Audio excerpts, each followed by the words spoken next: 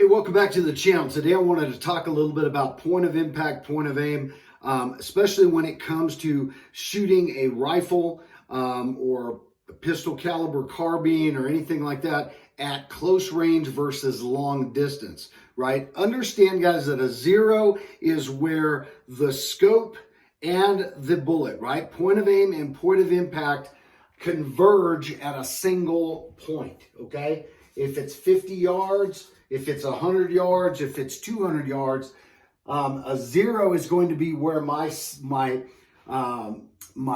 aim, right, and my point of aim and my point of impact are going to converge at a single point. That's a zero. Now, what happens if I zero my weapon at 50 yards? Right? I zero it at 50 yards. My point of impact and my point of aim come together at 50 yards and do this. They impact it at a specific point. As that target moves closer to the end of the weapon, these 2 points will separate. Right? These 2 points will separate. And as it gets closer, those 2 points are going to come back. And I'll use these 2 sticks. They're going to come back to the distance between the center of the optic and the center of the barrel, right? So what does that mean? We use our handy dandy head here, right? So here's what that means. If I'm going to shoot someone, all right, or engage a target at 5 yards or 5 feet or 10 feet, that means if I'm aiming at their middle of the head, right, middle of the forehead, my impact point is going to be lower by whatever this distance is between, again, the optic and the muzzle, right, or the barrel. At that target, the impact point is going to be to the center of the face.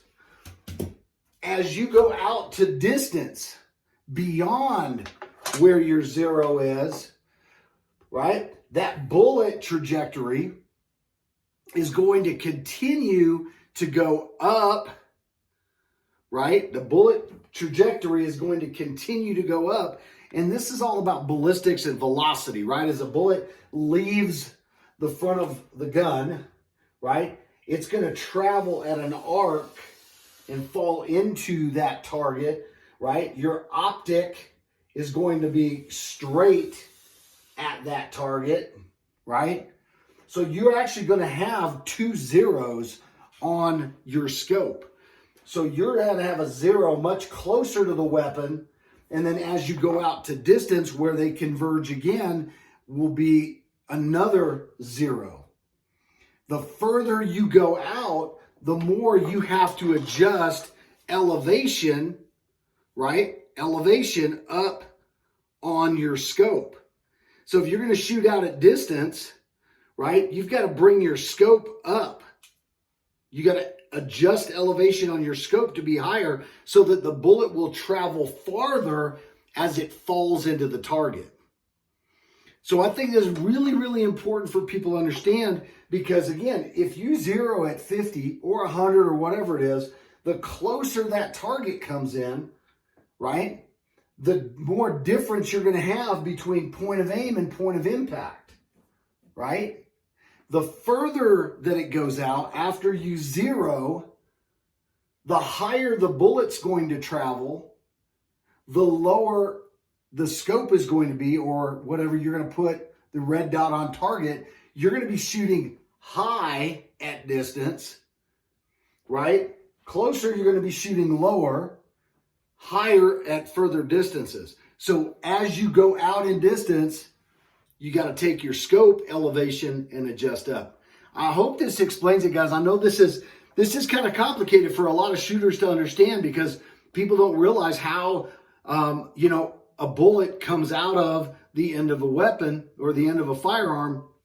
It always travels up, right?